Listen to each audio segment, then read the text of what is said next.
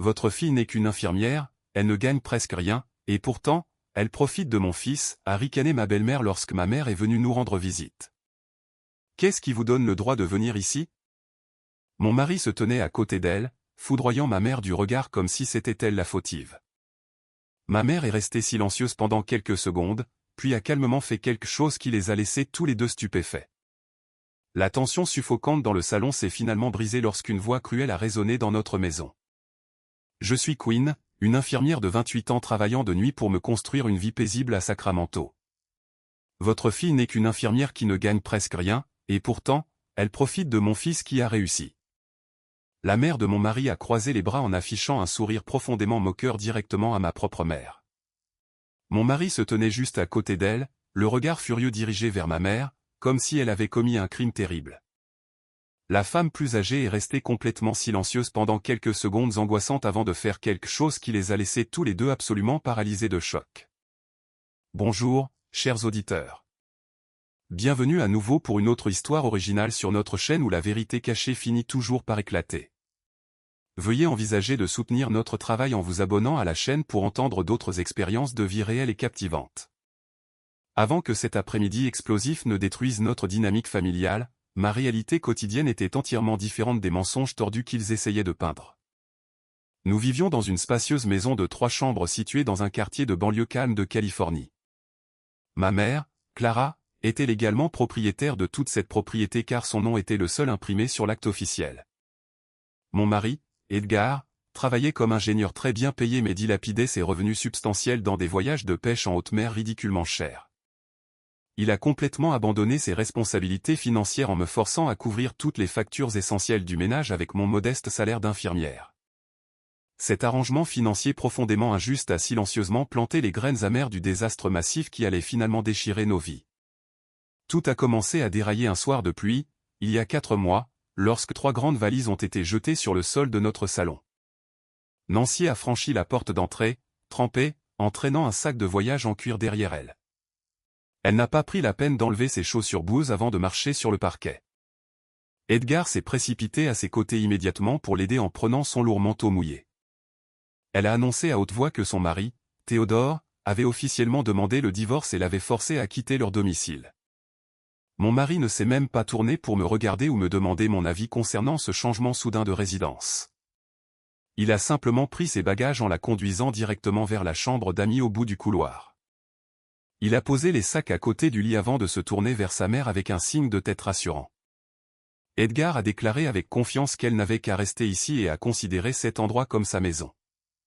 Je me tenais dans le couloir, tenant doucement mon ventre de femme enceinte tout en traitant sa décision unilatérale. Mes gardes de nuit consécutives à l'hôpital du comté me laissaient physiquement épuisé. J'ai consciemment choisi de ne pas engager de confrontation verbale bruyante avec eux. Juste à ce moment-là, la situation domestique s'est rapidement envenimée. Au moment où je me suis finalement réveillé tard le lendemain matin, je suis entré dans la cuisine pour trouver le garde-manger entièrement réaménagé. Nancy se tenait près du comptoir de l'îlot, inspectant le contenu de notre réfrigérateur avec un froncement de sourcils profond. Elle a systématiquement sorti les récipients en plastique scellés contenant mes repas soigneusement préparés pour la semaine à venir et les a jetés directement à la poubelle. Elle a déclaré que ces produits transformés étaient totalement impropres à la consommation humaine. Avant même que je puisse me verser une tasse de café du matin, elle a fait glisser une longue liste manuscrite sur le comptoir en marbre. J'ai pris le papier pour y voir plusieurs demandes spécifiques écrites à l'encre cursive. La liste détaillée comprenait du saumon sauvage d'Alaska, des légumes verts à feuilles biologiques, de l'huile d'olive européenne importée ainsi qu'une crème de nuit anti-âge de luxe très spécifique. Elle s'attendait à ce que j'achète tous ces articles coûteux avant le début de ma prochaine garde à l'hôpital. Elle s'est versé un verre d'eau filtrée avant de s'appuyer contre l'évier pour inspecter de près ma blouse médicale usée. Nancy a fait remarquer avec désinvolture tout en maintenant un contact visuel direct qu'une infirmière de nuit n'apportait de toute façon pas beaucoup de valeur financière à un mariage. Elle a poursuivi en disant que je devrais être incroyablement reconnaissante que son fils travaille assez dur en tant qu'ingénieur à succès pour fournir ce beau toit au-dessus de ma tête et que je pouvais profiter des fruits de son labeur pendant qu'il s'épuisait chaque jour. J'ai regardé la liste de courses coûteuses dans ma main sans offrir de réfutation verbale défensive. M'engager dans une joute verbale avec une femme qui se sentait profondément en droit de s'approprier les biens d'autrui n'aurait fait que gaspiller mon énergie épuisée. J'ai plié le morceau de papier soigneusement dans la poche de ma blouse avant de prendre mes clés de voiture sur le crochet mural. J'ai conduit directement au supermarché haut de gamme qu'elle avait spécifié pour acheter chaque article demandé sur sa liste. J'ai tendu à la caissière notre carte de débit conjointe pour couvrir le coût total étonnamment élevé des courses. La véritable étendue de sa manipulation financière s'est révélée 3 jours plus tard lorsque je me suis connecté à notre portail bancaire partagé pour gérer les factures mensuelles. J'ai parcouru l'historique des transactions récentes, espérant calculer précisément nos prochains paiements de services publics. Plusieurs frais élevés et inhabituels ont instantanément attiré toute mon attention alors que je parcourais la page. Le compte numérique montrait un prélèvement pour ses courses biologiques ainsi qu'un débit séparé pour les cosmétiques d'un grand magasin. J'ai continué à faire défiler l'écran pour découvrir un schéma constant de dépenses non autorisées. Nancy avait clairement utilisé la carte d'Edgar, directement connectée à notre compte joint, pour payer des rendez-vous dans des salons de coiffure haut de gamme, des déjeuners au restaurant et des achats dans des boutiques de vêtements tout au long de la semaine. Mon mari finançait activement son nouveau style de vie de célibataire en utilisant l'argent même destiné à nos dépenses ménagères communes. J'ai consciemment décidé de ne pas les confronter immédiatement au sujet des fonds qui s'amenuisaient rapidement. Je me suis dirigé vers le comptoir de la cuisine pour récupérer le long reçu de caisse dans mon sac à main. J'ai sorti mon téléphone intelligent pour photographier clairement le document papier imprimé sous la lumière vive de la cuisine. Je me suis reconnecté à l'application bancaire pour télécharger des copies des relevés de transactions détaillés. J'ai créé un dossier protégé par mot de passe sur mon ordinateur portable personnel pour stocker en toute sécurité chaque pièce de preuve financière. En mai, Edgar a été ramené à la maison avec un genou gravement enflé après un voyage de pêche en mer. Ses compagnons de pêche l'ont pratiquement porté à travers l'entrée principale avant de le déposer soigneusement sur le canapé du salon. Un médecin spécialiste a évalué l'articulation enflammée le lendemain matin pour confirmer une déchirure complète du ligament nécessitant une intervention chirurgicale immédiate. Le service de facturation de l'hôpital nous a contactés plus tard le même après-midi concernant leur protocole d'assurance strict. Le coordinateur financier a déclaré explicitement que nous devions soumettre un paiement de franchise d'exactement $6 000 avant qu'il ne puisse officiellement programmer la salle d'opération. Edgar s'est adossé au coussin du canapé en grimaçant et en se frottant la jambe blessée. Il m'a demandé avec confiance de me connecter à notre portail bancaire partagé pour transférer les fonds requis directement à l'établissement médical. Il supposait complètement que notre compte d'épargne joint contenait plus que suffisamment de ressources pour couvrir cette crise de santé inattendue. Je suis allé dans le bureau à domicile pour accéder à la plateforme bancaire numérique sur mon ordinateur portable personnel. J'ai navigué avec soin à travers les invites d'authentification de sécurité pour ouvrir notre tableau de bord financier principal. Le solde total disponible affiché sur l'écran lumineux m'a coupé le souffle pendant une brève seconde. Le compte joint prétendument sécurisé contenait moins de 2 cents de fonds disponibles au total. J'ai immédiatement généré un rapport de transaction détaillé pour les 3 derniers mois afin de localiser les milliers manquants. La feuille de calcul générée a révélé un flux continu de frais de détail extravagants autorisés exclusivement par la carte de débit secondaire. Nancy avait systématiquement utilisé le plastique dans des spas de luxe, des boutiques de vêtements haut de gamme et des restaurants de fruits de mer coûteux presque quotidiennement. Elle avait complètement vidé le fonds d'urgence substantiel que mon mari et moi avions constitué ensemble au fil de plusieurs années de dur labeur. J'ai connecté l'ordinateur portable à l'imprimante sans fil pour produire une copie physique des preuves financières accablantes. J'ai rassemblé les feuilles de papier chaude avant de retourner directement dans le salon où Edgar et Nancy regardaient un programme de télévision. J'ai remis les relevés bancaires imprimés directement entre les mains de mon mari sans prononcer un seul mot préliminaire. Edgar a parcouru les lignes de transaction surlignées tandis que son expression faciale passait rapidement de l'inconfort physique à l'incrédulité totale. Il a tourné la tête vers sa mère, assise confortablement dans le fauteuil rembourré de l'autre côté de la pièce. Il a brandi la pile de papier en l'air en exigeant bruyamment une explication pour les milliers de dollars dépensés dans des cliniques cosmétiques et des magasins de créateurs. Nancy n'a pas bronché ni offert la moindre excuse sincère pour son comportement financier incroyablement imprudent. Elle a simplement croisé les jambes en écartant avec désinvolture ses préoccupations parfaitement valables comme des questions insignifiantes. Elle a ensuite pointé un doigt accusateur directement sur moi alors que je me tenais tranquillement près de la porte du couloir. Nancy a déclaré haut et fort pour détourner habilement le blâme de ses propres actions que son fils avait désespérément besoin d'argent pour son traitement médical à l'instant même. Elle a ajouté que j'étais sa femme, et que pourtant je restais là à accumuler mes propres économies personnelles pour moi-même pendant qu'il souffrait. Je n'ai pas élevé la voix ni réagi à son appât manifestement manipulateur. Je l'ai regardé droit dans les yeux avec une clarté absolue et une détermination inébranlable. J'ai déclaré froidement en m'approchant de la table basse que mon argent n'avait jamais été le problème dans cette maison, et que le vrai problème était de savoir qui avait complètement vidé l'argent de la famille pour financer un style de vie somptueux. J'ai explicitement refusé de transférer un seul centime de mon revenu privé d'infirmière pour combler un déficit financier massif qu'elle avait intentionnellement créé. J'ai pris mon téléphone portable pour rappeler le service de facturation de l'hôpital juste devant eux. J'ai informé professionnellement le coordinateur que nous ne pouvions pas traiter le paiement de $6 000 à ce moment précis. Le personnel administratif médical a immédiatement reporté l'opération du ligament indéfiniment jusqu'à ce que les exigences financières soient entièrement satisfaites. Edgar a passé les semaines suivantes à boiter dans la maison avec une lourde attelle de jambes, dépendant entièrement d'analgésiques en vente libre. J'ai saisi cette occasion spécifique pour couper officiellement nos liens financiers restants sans aucune hésitation. J'ai contacté l'institution bancaire dès le lendemain matin pour retirer complètement mon nom du compte joint compromis. J'ai redirigé l'intégralité de mon salaire de l'hôpital vers un nouveau compte individuel sécurisé auquel ni mon mari ni sa mère ne pourraient jamais accéder. À 4 heures du matin, un jour de la mi-juillet, j'ai serré mon manteau autour de moi en sortant du bâtiment de l'hôpital avant de m'arrêter complètement dans le parking du personnel. Théodore se tenait silencieusement à côté de ma berline sous la lumière ambrée vacillante du grand lampadaire.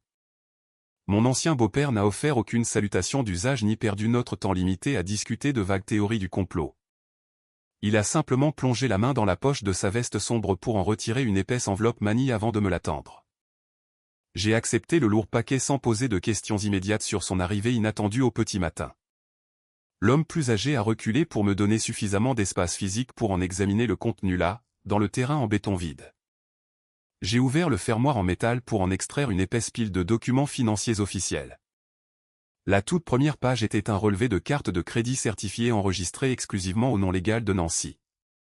J'ai parcouru avec mon index la colonne de facturation détaillée pour découvrir des dizaines de milliers de dollars de dettes renouvelables accumulées. Les pages suivantes contenaient leur règlement de divorce finalisé, soulignant son absence totale d'actifs liquides personnels. Théodore m'a remis la preuve tangible, expliquant exactement pourquoi il l'avait légalement expulsé de sa propriété privée plusieurs mois auparavant. Il est resté absolument silencieux pendant que je traitais la réalité indéniable de sa situation financière désastreuse. Elle était entièrement en faillite bien avant de déménager ses grandes valises dans mon salon de banlieue.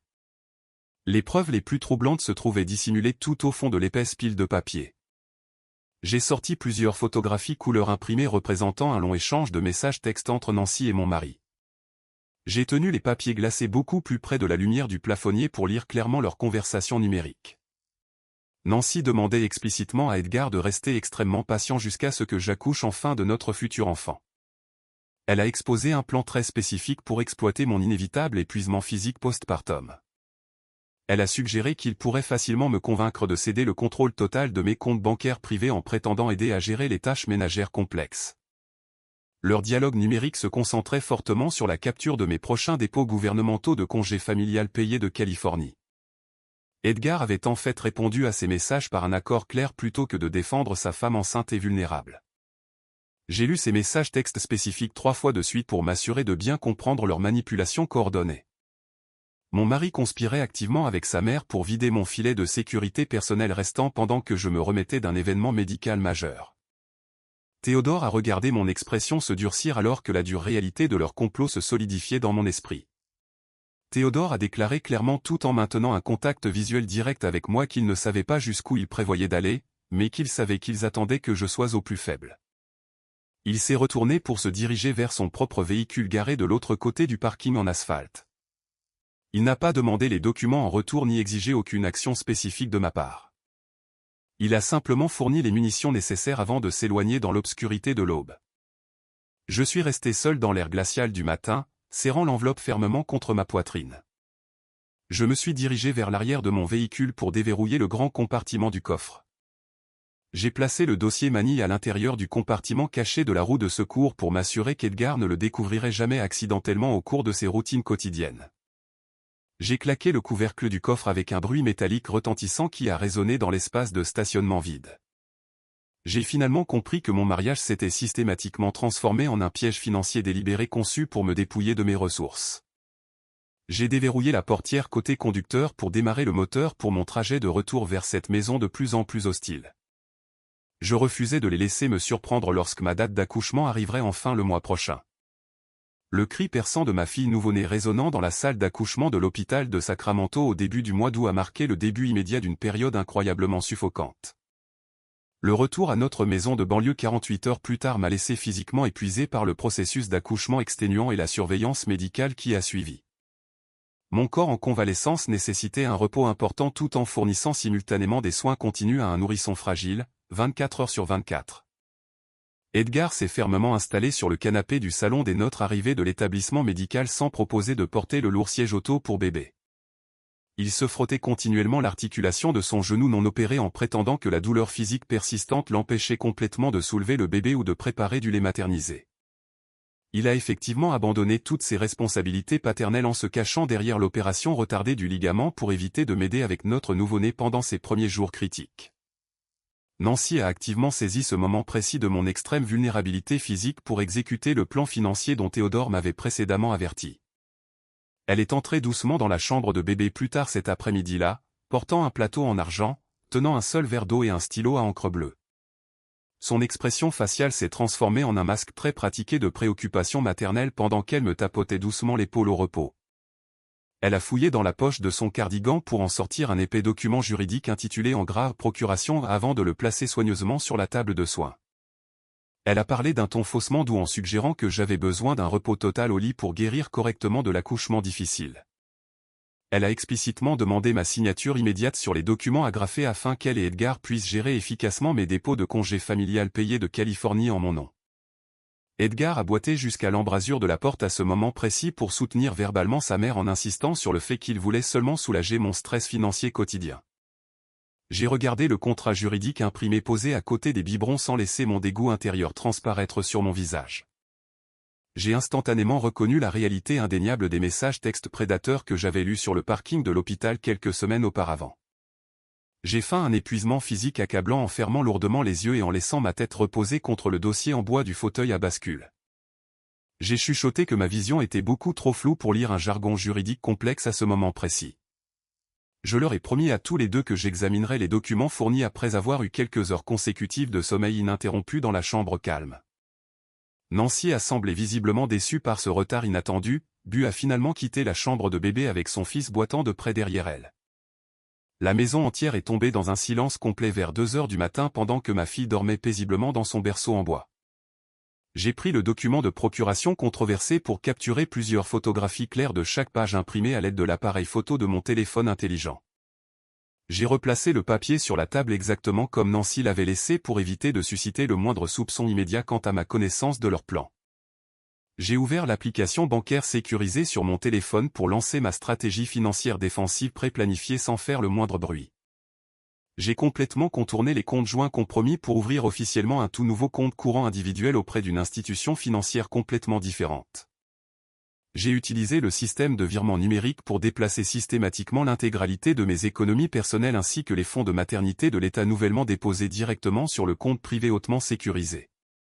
J'ai soigneusement changé chaque mot de passe numérique associé à mon identité personnelle tout en vérifiant les protocoles d'authentification à 2 facteurs pour assurer une sécurité maximale. J'ai verrouillé de manière permanente les cartes de débit précédentes liées à mon nom pour empêcher toute transaction de détail non autorisée pendant ma convalescence. L'écran lumineux a éclairé la chambre de bébé sombre lorsque j'ai finalement reçu l'email de confirmation du virement financier autorisé protégeant mon argent durement gagné. J'ai regardé ma fille nouveau-née respirer doucement dans son berceau en réalisant que cet environnement toxique détruirait complètement son avenir si je restais passive. J'ai ouvert une fenêtre de navigateur privé pour commencer à recueillir les coordonnées de plusieurs avocats en droit de la famille très bien notés situés dans toute la région de Sacramento. J'ai méticuleusement copié leurs numéros de téléphone professionnels et leurs adresses de bureau dans un carnet numérique caché et sauvegardé en toute sécurité sur mon appareil personnel. J'ai passé le reste des petites heures du matin à organiser les preuves financières accumulées dans un dossier chronologique complet pour ma consultation juridique imminente. Le carillon bruyant de la sonnette d'entrée a brisé de manière inattendue l'atmosphère lourdement étouffée de notre maison en fin d'après-midi de mon 3e dimanche postpartum. J'ai soigneusement placé ma fille endormie dans son berceau en bois avant de me diriger lentement dans le couloir vers l'entrée principale. Ma mère, Clara, se tenait patiemment sur le porche, vêtue d'un sweatshirt gris délavé et portant 2 énormes boîtes en carton remplies de couches pour nouveau-nés. Elle possédait un état d'esprit toujours pratique, privilégiant le confort fonctionnel aux apparences tape à accent grave l'œil chaque fois qu'elle rendait visite aux membres de sa famille, apportant des fournitures essentielles au lieu de cadeaux décoratifs inutiles. Clara a doucement tendu les lourdes boîtes en avant, espérant que quelqu'un l'aiderait avec la livraison encombrante destinée à sa nouvelle petite-fille. Nancy m'a bousculé agressivement avant même que je puisse atteindre la poignée de porte en laiton pour accueillir ma mère à l'intérieur de la résidence. Mon mari avait auparavant saturé sa mère d'illusions complètement fabriquées concernant la propriété légale réelle de toute cette propriété. Il avait systématiquement convaincu Nancy qu'elle détenait l'autorité ultime sur le ménage en se référant à plusieurs reprises au bâtiment comme à sa réussite financière personnelle. Nancy percevait véritablement ma mère comme une nuisance appauvrie s'immisçant dans son territoire de banlieue luxueux nouvellement revendiqué. La femme plus âgée a positionné son corps physique directement au centre de l'embrasure de la porte pour établir une barrière impénétrable contre ma mère. Nancy a repoussé la surface en carton avec le dos de sa main, faisant tomber lourdement l'une des boîtes sur le porche en béton. Les paquets de couches emballés dans du plastique se sont répandus sur le paillasson, juste au pied des pantoufles de créateur coûteuses de Nancy, créant un obstacle désordonné sur le perron. Elle a croisé les bras fermement sur sa poitrine en affichant un sourire profondément moqueur directement à la femme qui possédait réellement le sol sous leurs pieds. Nancy a fait un autre pas en avant pour envahir l'espace personnel de ma mère tout en levant le menton d'une manière très combative. Elle a pratiquement crié l'accusation vicieuse dans la rue calme du quartier pour maximiser le facteur d'humiliation publique, disant que sa fille n'était qu'une infirmière qui ne gagnait presque rien et qu'elle profitait de son fils qui avait réussi. Elle a poursuivi son agression verbale en insistant sur le fait que ma mère n'avait absolument aucun droit de mettre les pieds dans le sanctuaire privé de son fils bien-aimé. Nancy a ordonné avec force à ma mère de faire demi-tour immédiatement pour ramener ses fournitures pour bébé bon marché d'où qu'elles viennent. Edgar est sorti nonchalamment du salon en boitant, laissant sa boisson inachevée sur la table basse, pour se tenir directement à côté de sa mère pendant cette confrontation hostile et entièrement non provoquée. Il a délibérément croisé ses propres bras dans une posture miroir tout en dirigeant un regard furieux vers ma mère, comme si elle avait commis un crime terrible. Il n'a pas prononcé un seul mot de défense pour sa femme ni tenté de désamorcer la situation follement inappropriée qui se déroulait sur le porche. Il a activement validé le sens de supériorité profondément erroné de sa mère en présentant un front uni contre la femme qui avait initialement acheté tout ce domaine. Edgar a souri légèrement en appuyant son poids sur sa jambe non blessée, profitant clairement de sa position perçue de domination domestique ultime. Je suis resté complètement immobile dans le couloir, les observant opérer sous leur hallucination financière massive partagée. Chaque parcelle d'affection conjugale restante s'est évaporée de mon système en regardant mon mari soutenir activement la dégradation verbale de ma propre famille. Il a donné la priorité au maintien de sa personnalité fictive de riche plutôt qu'à la protection de la mère de son enfant nouveau-né contre des insultes totalement infondées. J'ai appuyé mon dos contre le mur du couloir, reconnaissant la futilité absolue de tenter de raisonner avec un narcissisme aussi profondément enraciné. Toute intervention vocale de ma part ne leur aurait fourni que le conflit dramatique qu'ils désiraient tous deux clairement pour valider leur supériorité. Ils voulaient que je mendie leur respect ou que je pleure de manière incontrôlable à cause de leur traitement sévère envers ma mère en visite. Leur refuser cette satisfaction spécifique me semblait beaucoup plus puissant que de m'engager dans une joute verbale inutile un dimanche après-midi. Le mariage était déjà mort en silence pendant ces nuits solitaires à examiner leurs messages textes manipulateurs concernant mes fonds de maternité. Cette démonstration publique d'arrogance pure n'a fait que finaliser le processus de divorce émotionnel que j'avais déjà initié dans mon propre esprit. J'ai regardé Nancy déverser continuellement son droit toxique envers ma mère sans interrompre sa performance théâtrale de plus en plus forte. Ma mère est restée parfaitement calme sur le paillasson sans montrer aucun signe d'intimidation ou de soumission. Le contraste saisissant entre l'hostilité chaotique de Nancy et le calme absolu de Clara a créé une confrontation physique incroyablement tendue directement au seuil du bâtiment résidentiel. Elles sont restées toutes deux entièrement inconscientes des documents juridiques méticuleusement organisés qui se trouvaient actuellement dans un dossier numérique caché sur mon ordinateur personnel. J'ai simplement attendu patiemment dans le couloir sombre qu'elles épuisent leur vocabulaire agressif avant que les conséquences inévitables de leur ignorance monumentale n'arrivent enfin pour corriger la situation. Ma mère n'a montré aucun signe visible de colère concernant l'agression verbale qui se déroulait juste devant elle. Elle a lentement posé les lourdes boîtes en carton sur la console du couloir avant de sortir son téléphone portable de sa poche. Elle a composé un numéro familier pour mener une conversation incroyablement brève composée de seulement quelques phrases concises indiquant une demande immédiate d'assistance juridique professionnelle. Une berline noire s'est garée dans notre allée environ 30 minutes après la conclusion officielle de cet appel téléphonique. Un avocat habillé de manière professionnelle, portant une épaisse mallette en cuir, a monté les marches du perron pour entrer dans l'atmosphère résidentielle de plus en plus tendue. Clara a silencieusement dirigé son représentant légal vers la salle à manger formelle où tout le monde s'était réuni à contre-cœur pour assister à la situation très attendue. L'avocat a posé sa lourde mallette sur la table à manger en acajou avant d'en extraire une copie certifiée de l'acte de propriété original. Il a fait glisser le document juridique officiel sur la surface en bois poli directement vers mon mari profondément confus qui se tenait près de la fenêtre. Les documents certifiés par l'État affichaient explicitement le nom de Clara comme seule propriétaire légale de l'ensemble du domaine résidentiel situé à Sacramento. Edgar a fixé la preuve indéniable, réalisant que sa croyance de longue date concernant sa propriété personnelle n'était rien de plus qu'une illusion complète. Il ne possédait absolument aucune autorité légale ni aucune participation financière entre les murs de cette maison de banlieue spécifique, malgré ses affirmations arrogantes précédentes.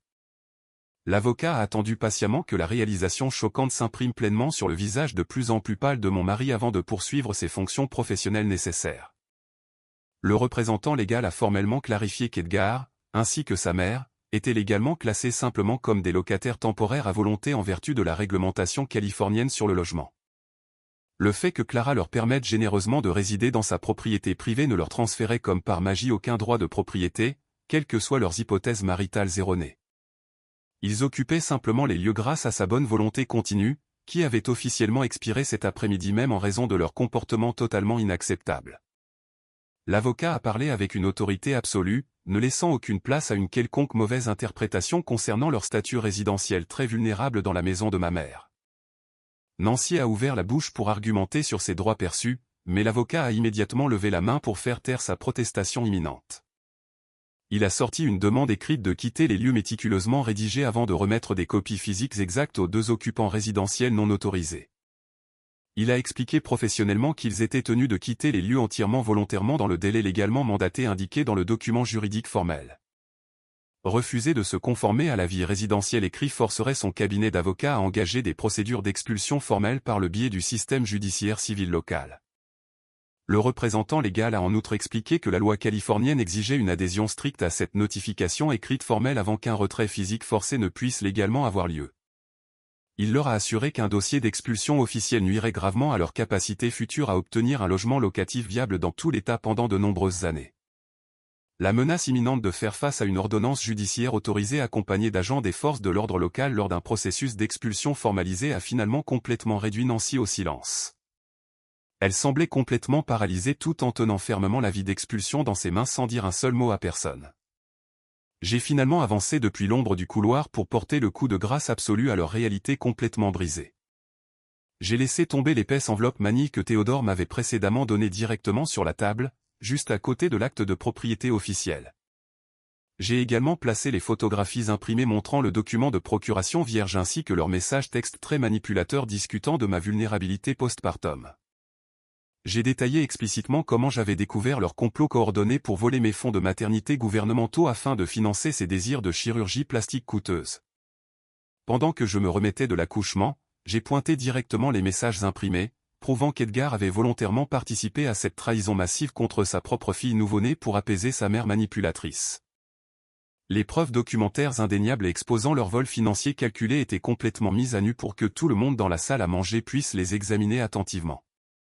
J'ai regardé leurs expressions arrogantes s'effondrer entièrement alors qu'ils réalisaient enfin que leur plan financier malveillant était complètement démantelé pour toujours sans aucune chance de récupération. Le regard profondément arrogant de Nancy s'est complètement brisé en fragments méconnaissables au moment exact où elle a physiquement saisi l'avis d'expulsion imprimé dans ses mains tremblantes. Il n'y aurait absolument aucune intervention miraculeuse ni réconciliation spectaculaire pour les sauver des conséquences imminentes de leurs propres actions malveillantes. Le processus juridique hautement formalisé a commencé à se dérouler avec une précision mécanique froide qui a complètement ignoré leurs appels soudains et désespérés à la miséricorde familiale. Edgar s'est lourdement affalé contre la chaise de salle à manger en acajou pendant que la réalité catastrophique de son existence ruinée écrasait systématiquement sa confiance illusoire précédente.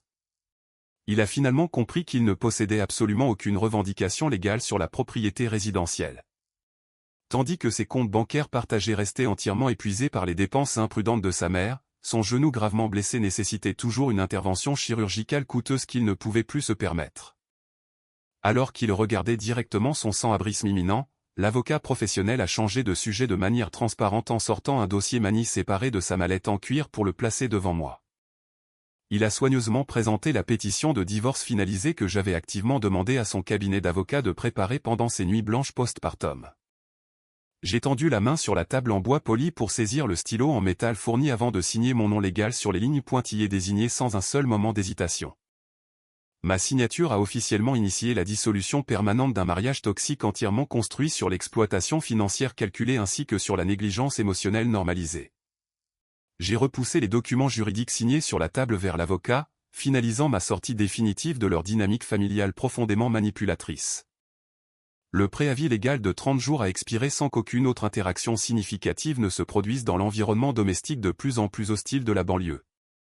Edgar a finalement trouvé un studio remarquablement exigu situé dans la périphérie moins désirable de la vaste métropole californienne.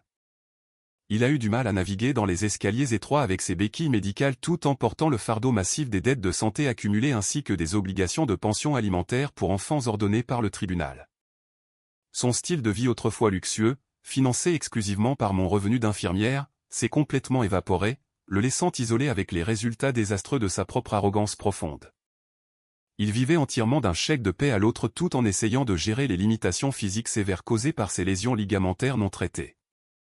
La résolution la plus poétique s'est matérialisée le matin précis désigné pour leur départ obligatoire de la propriété privée officiellement protégée de ma mère. Un shérif adjoint local en uniforme est arrivé rapidement à l'adresse résidentielle pour superviser le protocole d'expulsion légale, empêchant toute perturbation théâtrale de dernière minute. Nancy a passé plusieurs heures humiliantes à entasser ses collections de vêtements de créateurs dans les mêmes bagages surdimensionnés qu'elle avait apportés lorsqu'elle avait envahi notre sanctuaire paisible pour la première fois. Son attitude auparavant intimidante a complètement disparu sous le regard attentif de l'agent des forces de l'ordre armé se tenant silencieusement dans le couloir principal. Elle a eu énormément de mal à traîner ses valises excessivement lourdes sur les parquets impeccables qu'elle avait autrefois faussement revendiqués comme son propre royaume personnel. Elle n'a pas pris la peine de lever les yeux pour croiser mon regard alors que je me tenais tranquillement à côté de ma mère, observant l'évacuation résidentielle forcée. La femme plus âgée a dirigé ses bagages vers la porte d'entrée ouverte avant de franchir maladroitement le seuil en béton pour entrer dans la lumière vive de l'après-midi. Elle a traîné lentement ses affaires le long de l'allée pavée de la banlieue pour les charger dans le taxi qui l'attendait, destiné à un motel de bord de route remarquablement bon marché.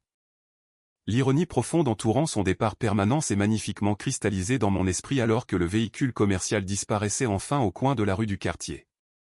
L'individu extrêmement arrogant qui avait agressivement déclaré ma mère indigne de mettre les pieds sur cette propriété a finalement été celui qui a été banni des lieux pour toujours. Elle a été légalement expulsée de la même maison sous stricte surveillance policière tandis que ma mère est restée confortablement dans sa résidence légalement possédée. J'ai doucement fermé la lourde porte d'entrée, verrouillant le pêne dormant en laiton pour finaliser l'exclusion permanente de leur présence toxique de la vie de ma fille. La tension suffocante qui dominait auparavant l'atmosphère résidentielle s'est levée instantanément, laissant derrière elle un environnement profondément paisible propice à l'éducation d'un nouveau-né. Clara est entrée dans la cuisine pour préparer une tasse de tisane chaude pendant que je retournais dans la chambre de bébé calme pour tenir mon bébé endormi. Nous avons réussi à récupérer notre sanctuaire légitime pour construire un avenir nettement plus sain, complètement libéré du parasitisme financier incessant qui a failli détruire mon indépendance.